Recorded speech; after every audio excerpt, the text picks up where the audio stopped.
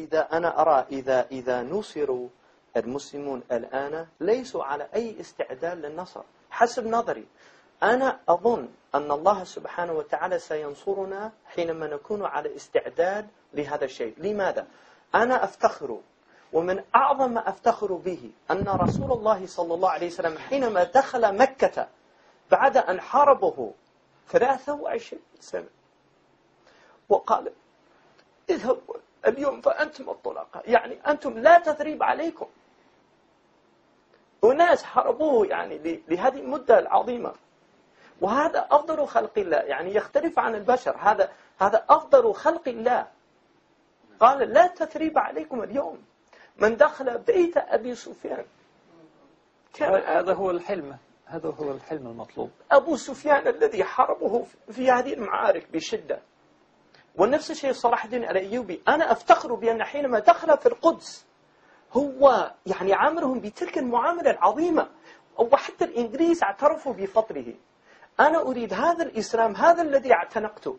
أنا لم أعتنق الثأر والبغض والكراهية، يعني الصراحة.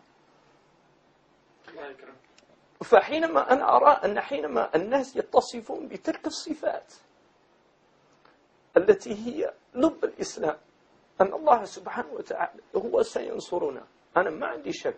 لكن هذا النصر سيكون مع الحلم، حتى الذين يأتون من بعدنا يفتخرون بنا ولا يروننا كالحاكم بأمر الله الذي أحرق كنيسة النصارى وكانوا في ذمته. فنحن لا نفرح بهذا الرجل، يعني نرى أن هذا عارا على المسلمين، ولكن هو عاش إنسان تاريخي.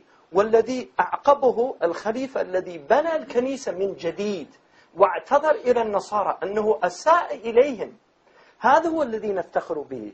هذا هو الرجل الذي نفتخر به، ليس الرجل الثأر ولا البغض، بل الرجل المنصف، الرجل الذي قام بواجبه. وهذا هو الذي نطالب من إخواننا فقط.